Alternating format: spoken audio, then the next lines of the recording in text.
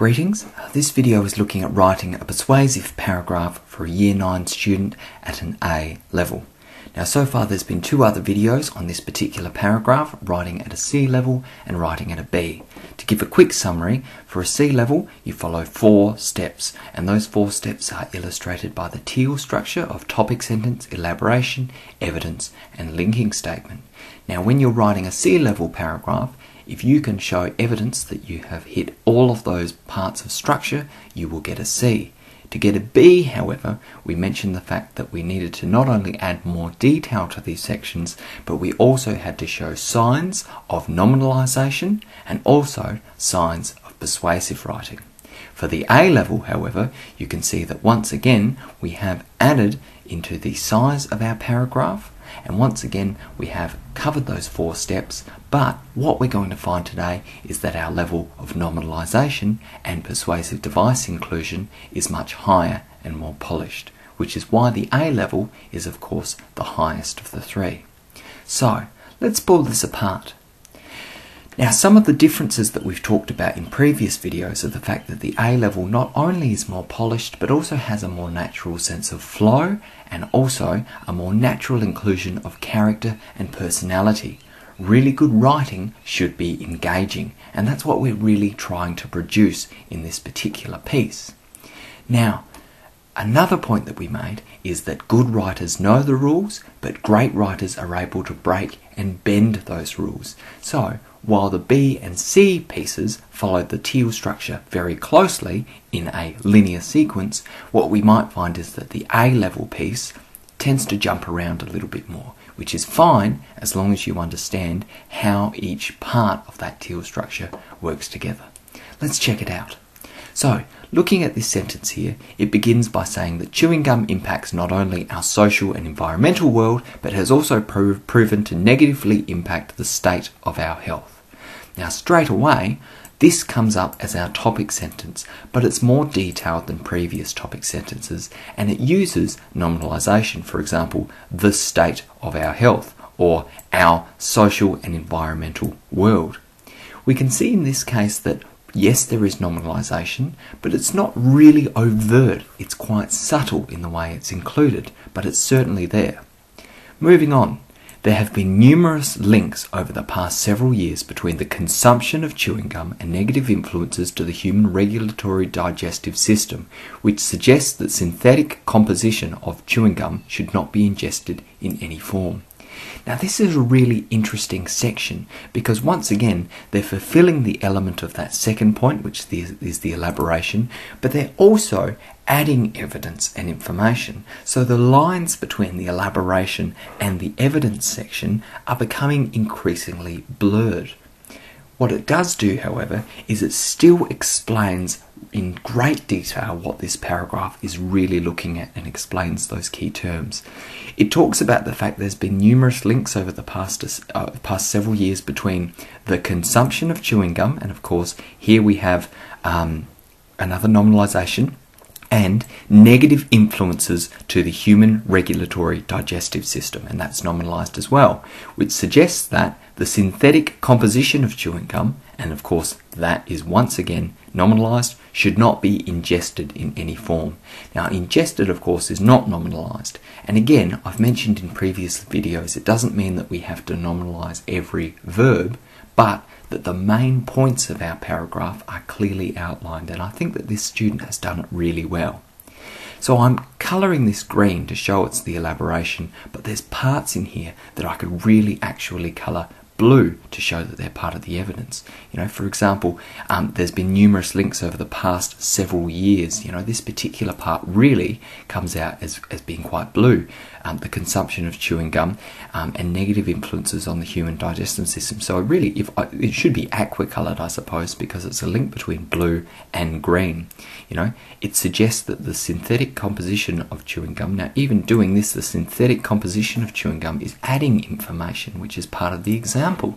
So you can see that the lines aren't quite as clear in an A-level writer, but they still have control over all of these influences. Now we jump into our more classic evidence section. In 1998, a young boy was reported to have had severe ongoing constipation following regular ingestion of chewing gum. And of course, they put their link there for Wikipedia, which was the same link I used last time. And I've mentioned the fact it's not perfect in terms of the research that I've done, but it was quick, which helped me for the purpose of this video. I'm not looking to necessarily have the most brilliantly researched piece, and your teacher may very well ask you at some stage to do more detailed research. We won't get into that right now.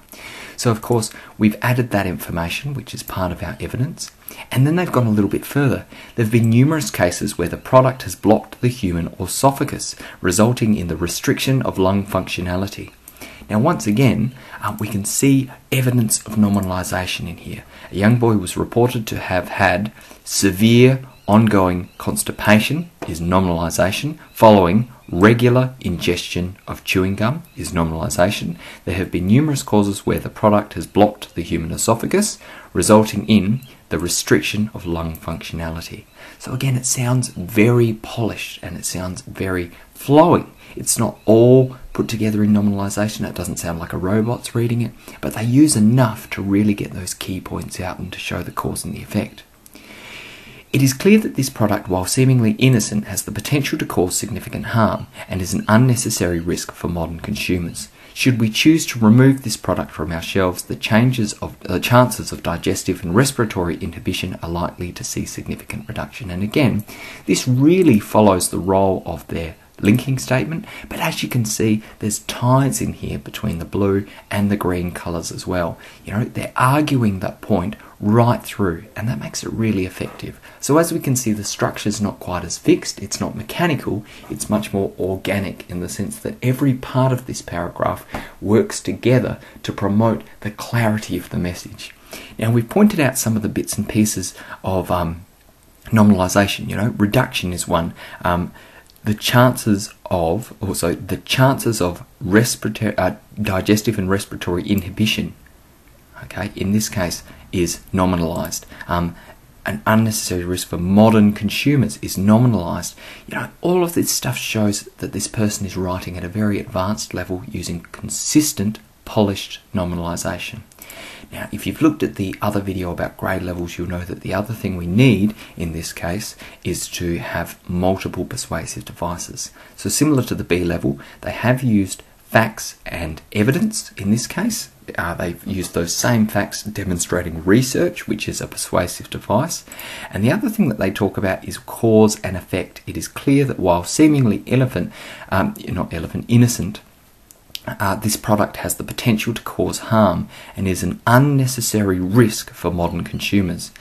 Now, I would say that this is actually using emotive connotations. Okay, I know I just said cause and effect, I'll get to that in a second, but that's a great example of emotive connotations, this idea. It's an unnecessary risk for modern consumers.